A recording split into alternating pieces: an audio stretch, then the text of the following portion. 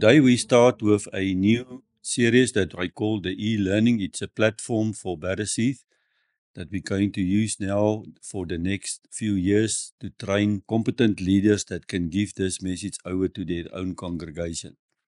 And I start with times and timeline, and the reason for this is saints.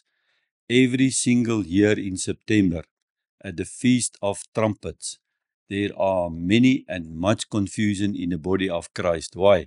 Because there are people that wants to mislead the body of Christ. And so the Lord just spoke this year to me and he said, Elazar, you already know the truth. I deeply imparted the past 10 years, much information, and I want you to release it. So we done a live recording, but then I thought it will be better for us to do a formal recording in the studio. It will have a much better sound and better quality. So we will start with this recording today. And saints, when we speak about the rapture is important, but it is not a fundamental stone in the foundation. To understand the rapture, we first need to go and to understand the foundation. Now, the foundation, we call it the doctrine of Christ, and I was seeking for the doctrine of Christ for many years, and I could not find it. So after I taught laying down the foundation for 3 years, then I combined those information into the doctrine of Christ, which is also available on the website. When you go through Hebrews 6 verse 1 to 3, which I'm going to read to you, it put two very important foundation stones in, and that is the resurrection of the dead and eternal judgment. If you understand the resurrection of the dead and eternal judgment, you will see exactly where the rapture will fit in, because the rapture is about the first resurrection. So let's look at the slide. You will see that the doctrine of Christ, Hebrews 6 verse 1 to 3, is about the resurrection of the dead and eternal judgment. So if we go through Hebrews 6 verse 1 to 3, you will see there are many other foundation stones that you need to take care of. And that is the repentance from dead works, your faith towards God, the doctrine of baptisms. Notice it is a doctrine of baptisms with a S. It means plural. It's not just a baptism, it's baptisms. And on my website, you will find a teaching, part 1 and part 2 about it. And if you understand these baptisms in the foundation stone, saints, it sets you free. Then laying on of hands, just a short note on laying on of the hands. The reason why we don't see any more signs and wonders is because we don't have the gifts. Why don't we have the gifts? Because we do not appreciate the doctrine of laying on of hands. Paul is very clear. He said, remember, Timothy, when I came to you, when I laid my hands upon you and transferred the gifts to you. You as a spiritual leader need to lay your hands upon the people and transfer the gift. Now, the wrong gifts are transferred because the false prophets are laying their hands upon the saints, and it brings much confusion in the body of Christ. Nevertheless, the last two is the resurrection of the dead and eternal judgment, and that is what we're predominantly going to focus, because it is about the times, and timeline. This teaching is not about the doctrine of Christ. I'm only using two stones in the foundation to explain the rapture. Now, the rapture is, why do I call it the times, and timeline? Because it is spoken in the book of Daniel about the times, and timelines, where he gave us an outlay precisely when will happen what. But we will come to that one. So we can go to Acts 25. And Acts 25 is where Paul is now standing on trial before Felix. And Felix was trying to bribe Paul. And Paul then replied, Felix, you can put me to death, this body, but I can tell you one thing, because Christ has risen from the dead, me too will rise from the dead. And we will all come alive one day. So Paul was well aware of the first resurrection. So he explained it in Acts 25 verse 15 Passion Bible. My hope is in God. You hear what Paul is saying. He said, I have no hope in you, Felix. You think you can set me free from this prison, but my hope is in God who can resurrect me from the dead. That's an amazing statement Paul made there. The same hope that even my accusers have embraced, the hope of the resurrection from the dead, Paul is saying, of both the righteous and the unrighteous. So Paul make it very clear here, there will be two resurrections. The first is the resurrection of the righteous, but there will be later on another resurrection, the resurrection of the unrighteous. And that, if you do not understand, you will be confused about the rapture, because people are releasing information who will be raptured and who will not be raptured. We will come to that. So in John 5, the Lord himself spoke these words when he speak to his disciples, and he said, listen, you too will come one day alive. It must be confused for them because they were alive at that time when Jesus addressed them. Why did he say one time you will also come alive? Jesus was speaking of the resurrection of the dead. So let's read John 5 verse 25. I speak to you eternal truth. Soon the dead will hear the voice of the Son of God. There is your rapture. The dead will hear my voice, the Lord is saying. Those who listen will arise with life. It means, saints, that there are some who are dead who will not listen. That's the second resurrection. In the first resurrection, only those who are dead in Christ will listen to his voice. For the Father has given the Son the power to impart life, even as the Father imparts life.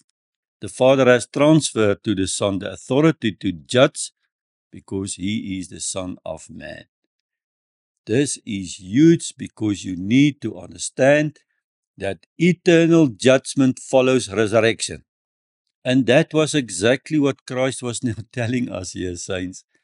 One day, those who will hear my voice will be coming alive out of death. But then I will judge, because that authority to judge has been given to the Son. Let me make note of this truth. Eternal judgment always follows resurrection. So in the first resurrection, judgment will follow. In the second resurrection, another judgment will follow. And I will explain it as we proceed. Verse 28 in John 5. So don't be amazed when I tell you these things. God is saying, Jesus. For there is a day coming when all who have ever died, the righteous and the unrighteous, will hear my voice calling them back to life, and they will come out of their graves. Those who have done what is good, in other words, righteous, will experience a resurrection to eternal life. And those who have practiced evil, in other words, the unrighteous, will taste the resurrection that brings them to condemnation. There we find the doctrinal stone of the two resurrections. One will receive a reward of eternal life, and the other one, eternal damnation, the lake of fire. I hope it makes sense. Verse 20 in 1 Corinthians 15 is a major chapter, 1 Corinthians 15, that Paul is explaining all these concepts of the resurrection of the dead. So let us read verse 20. But the truth is, Christ is risen from the dead. That is the hope. Our blessed hope is because he has been risen, so we too will be risen. And that is Paul was saying now. Christ has been risen from the dead as the first fruit of the great resurrection harvest. I will end and close this teaching this morning about the different harvest. One day I stood in my room looking in the mirror and asked the Lord, Lord, why are there so much confusion about the time of the rapture? And after 5 years, the Lord answered me that day. And he said, go and look to the different harvest. and everything opens up for me. And I miss it. Here, Paul is referring to a resurrection harvest. Christ the first fruits. That means, saints, there will be a harvest of souls over time. The rapture will be a harvest, but there will be other harvests as well. So Paul then continues, he said, verse 21, for since death came through a man Adam, it is now fitting that the resurrection of the dead has also come through a man Christ. One man put us to death, one man will resurrect us to life. Even as all who are in Adam die, so also all who are in Christ will be made alive. Verse 23 is the crux of everything, but each one according to its own order. Christ the first fruit, then those who belong to Christ in his presence. So after the resurrection of Christ, the first resurrection that will take place is the resurrection of the righteous people. So Jesus continues then in John 14, and he addressed it to the disciples, and he said, soon I will leave this world, and they will see me no longer. Referring to his descendants back to the heavens. Why? Because he said, it will be for your own good. I need to ask the Father to release now the Holy Spirit, to outpour the Holy Spirit, as prophesied by the prophet Joel, so that you can receive him, that he can lead you unto salvation. Soon I will leave, and you will no longer see me, but you will see me because I will live again, and you will come alive too. He is speaking to people who are still alive on earth. Why is God saying, but you too will come alive? It means that you too will be resurrected. When he said, I will leave, it means I will die, I will be resurrected and ascended. You too will die, you will be resurrected, and you will ascend. 1 Corinthians 15. Let's summarize what Christ is telling us here on the slide. Adam is formed from the dust. Christ is coming from the realm of the heaven. And not all will die, but all of us will be transformed. This is amazing.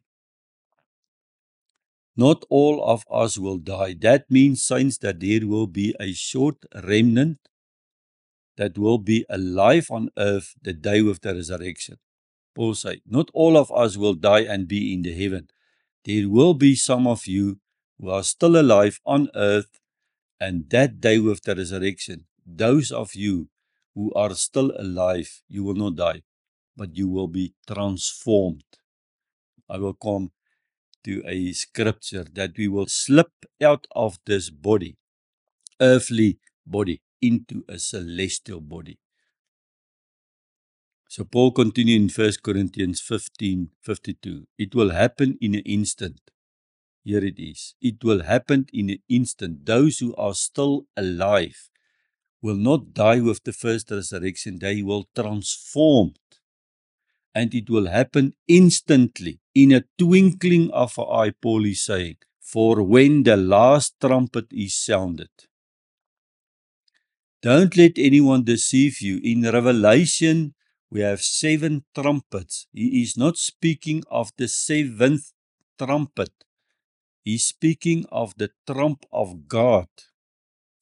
When Paul wrote 1 Corinthians, Revelation was not yet in place, so it could not refer to something that is still needed to be written. John in the island of Patmos was not yet received that vision while Paul was writing this epistle of him. So the last trumpet is not the 7th trumpet in the book of Revelation. And that is where the most confusion are in the timeline, because now people is saying that 7th trumpet is now the trumpet of God for the resurrection of the dead and where the rapture will happen. This is not true.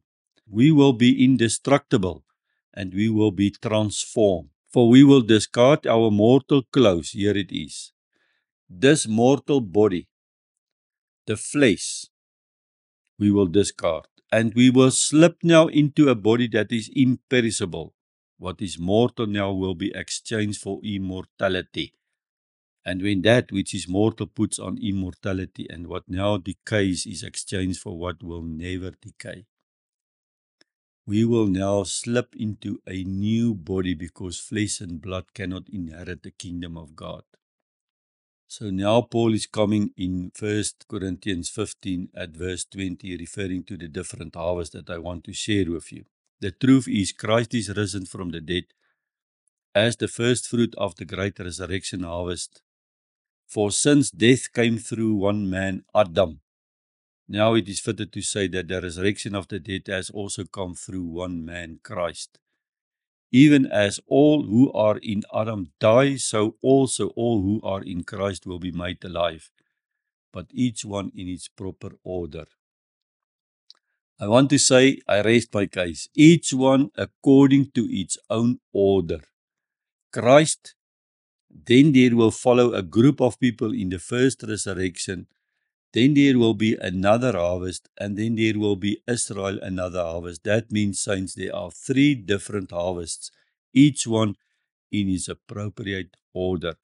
Christ the first fruits, then those who belong in his presence. What I just have said now, Paul summarized in verse 38, when he say, but when it dies, he's referring to the seed. God gives us a new form, a body to fulfill his purpose, and he sees to it that each seed, it means when we die, we are not all the same seeds, that each seed gets a new body of its own and becomes the plant he destined it to be. When you read this chapter, it's very clear where Paul is saying, when you look to the skies, do not radiate each every single light. The radiance of the light of the stars differs. And then he said, the moon gives a different light and the sun gives a different light. And then he said, likewise it shall be with the celestial bodies. Not all of us will have the same radiant light. Therefore, the resurrection of the dead will take place in its own order. Verse 39. All flesh is not identical. Animals have one flesh and human beings another. Birds have their distinct flesh and fish another. Verse 40, in the same way there are earthly bodies and heavenly bodies. There is a splendor of celestial body and a different one for the earthly. The body that we will go now into heaven will be totally different for these bodies that we live on earth. Verse 41, there is the radiance of the sun. You hear, here Paul referred to it. Differing radiance for the moon and for the stars. Even the stars differ in their shining. And that is how it will be with the resurrection of the dead. That means, saints, that all of us that will be resurrected to the dead will shine a different light radiance. For me, it's an eye-opener. Let's continue. Verse 43, body is sown in decay, but will be raised into immortality. This body will go back to the earth and it will come decay. But the new body will never ever go back to death again. It will go into immortality. It is sown in humiliation, but it will rise in glorification. It is sown in weakness, but will rise now in power. If there is a physical body, there must also be a spiritual body, Paul is saying.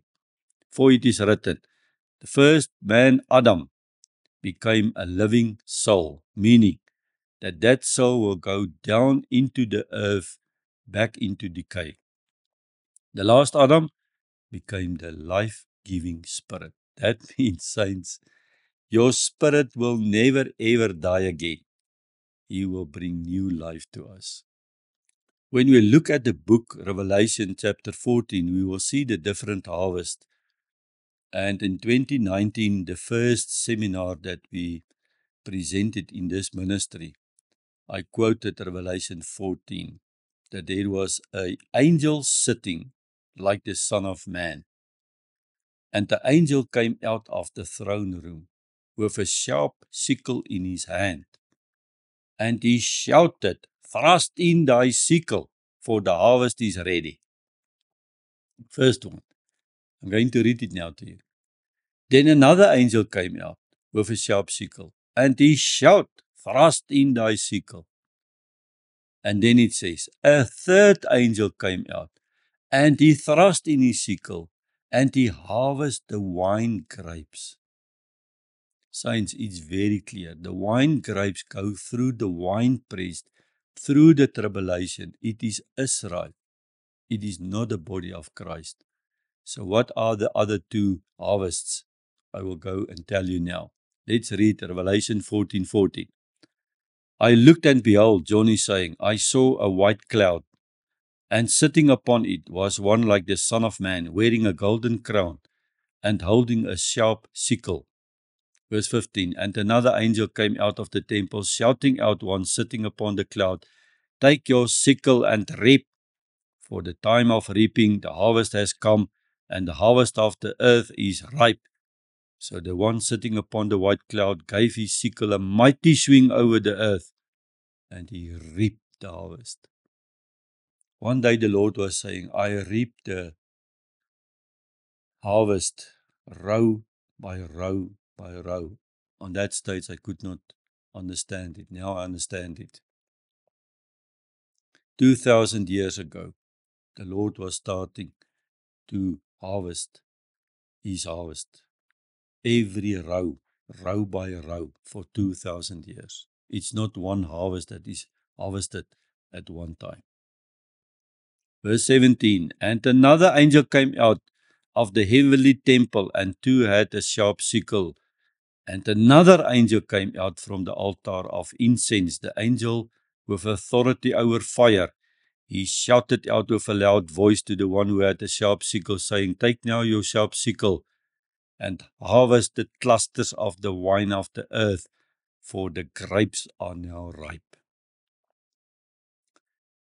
Can summarize it in the next slide. But the first harvest is the barley harvest. When you look at the different harvests in Israel, you will see the barley harvest. Now, a barley look like wheat, but it is not the same. And you also do not harvest it in the same method or the same time. You harvest it with what we call winnowing. It's like you take the seed, you put it up in the wind, and the wind differentiate and separate the seed from the chaff. It's very easy because when the Ruach, the Holy Spirit, blow, that Spirit separate now the wheat from the next harvest. What is the next harvest? It is the harvest of wheat. So barley is for me the bride of Christ, because out of the body of Adam, there came a bride, Eve. Likewise, out of the body of Christ, there will come a warrior bride, a remnant, the barley harvest, that will be first resurrected, and they will go with the rapture to the celestial courts to judge. I'm now ahead of myself, but just to lay down that foundation. Then there are people who love Christ, but they are not ready, because a second angel came out of the throne room, and he thrust in his sickle, that is the wheat harvest. They are harvested at a different time, different method, because a wheat needs to be harvested what we call with a trembolin. A trembolin is a method where you put the seed under a oxen and they thrust the threshold like this to separate now the wheat from the chaff. That's more severe correction. And that is what we find in Revelation 18 when John saw a second group in the throne room. He saw the first group crowned and seated on the throne room. But then he saw the second group now, these people, the wheat harvest. And he was asking the angel, who are these people? And the angel said, John, don't you know? He said, no, I don't know. And he said, these are the tribulation saints, the beheaded saints. That is your wheat harvest. And then we come with the wine press, the clusters of the wine. It is Israel that needs to go through the tribulation. They will be harvested at the end of the tribulation.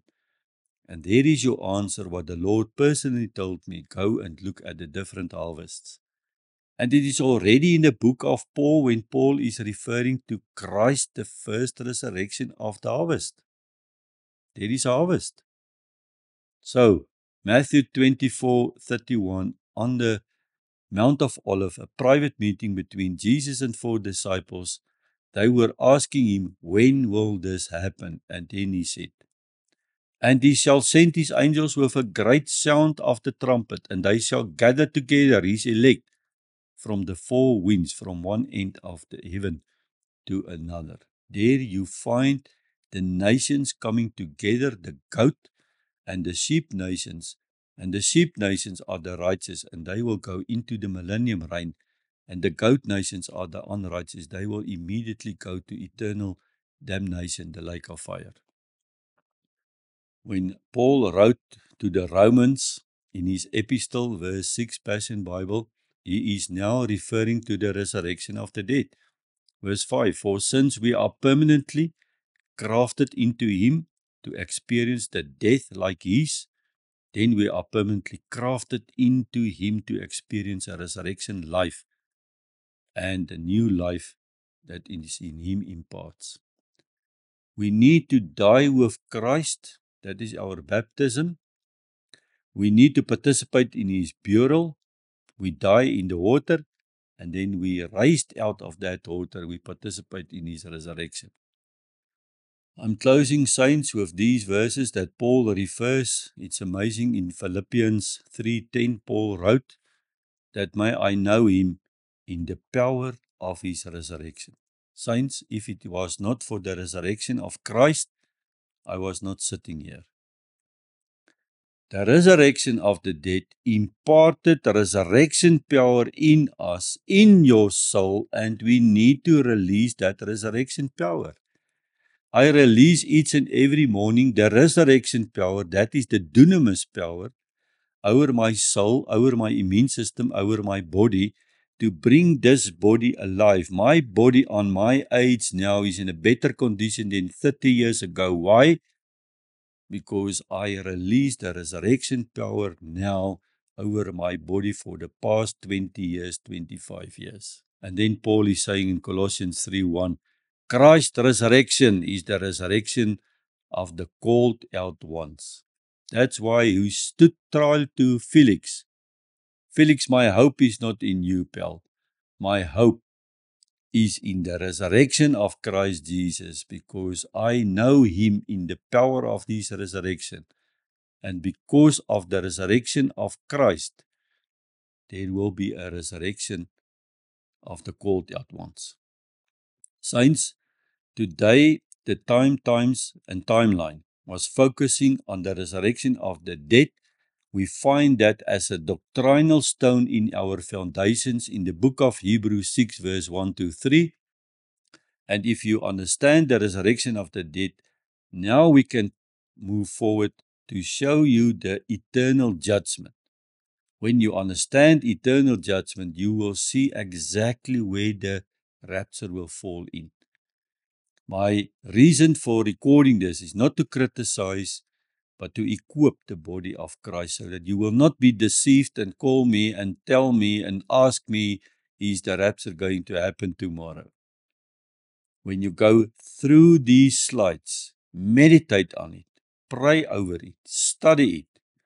This is not just a video to watch while you're making food or drink coffee. It's a study guide. It's e-learning.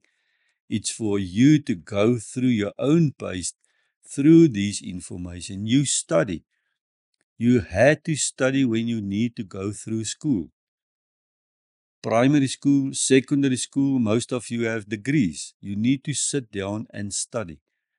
We are lazy. We do not want to study the word of the Lord. So I want to encourage you, take your pen, take your Bible, sit down, take 15 minutes every day. Study the word of the Lord. I can honestly tell you, he will reveal many new revelation knowledge to you. So be blessed, stay blessed. Let's move on to the second recording. In Jesus' name, amen.